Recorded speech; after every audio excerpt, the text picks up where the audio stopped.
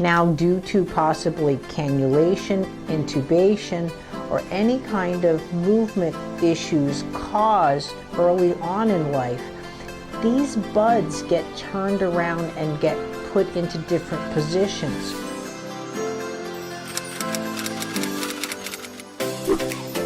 At Movement Lesson, we have a lot of things that we do, I would say, is preventative movements, right? One of the things is working with your child's mouth. With your child with special needs, you can work now. If you look at children that are older, they have a lot of dental complications. Here's a skull of a 6-year-old. And what you're seeing is, and this is the biggest misconception people have, are nice straight teeth in infancy. However, look at how the buds come into your child's mouth and teeth.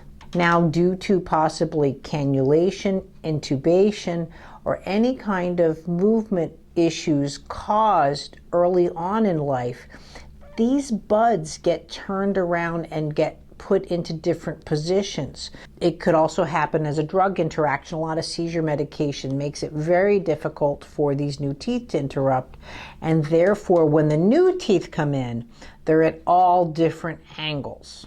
You can start working with your child's mouth now, especially if they have neuromuscular conditions or contractures or muscles that pull on the teeth early on, and help your child's teeth come in straight and the mouth can come in wider to help with speech, swallow, and tongue functions.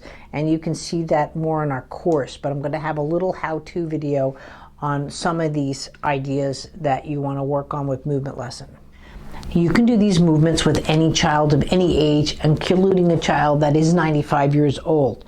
But one of the most key factors in anyone working with the mouth or working with mouth skills is the crossing of midline. Most people think of sucking or rooting, right, which you can work with, but really a simple movement lesson using water bowl technique that I have, and you're just crossing midline. Now, at first, you're thinking much more of what's called the inner maxillary suture, inner mandible suture, the middle of the face, right?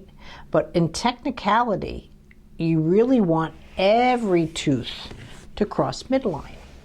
And you're just either on top of the lip or, again, right on the tooth.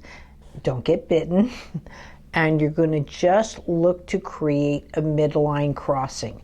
It's a very simple movement, something you can even do when your child's sleeping. I like to be where I can counter that movement and I'm under the head versus just sitting here and doing it this way, right? I'm looking to create, again, that movement that we have. If you want to get more from your child, we really have a very nice one, a course on working with pre-sucking, swallowing, and feeding techniques that get into and work on around the jaw, back of the head, atlas, all to do with these issues, or again, improved movements that you would use in pre-speech.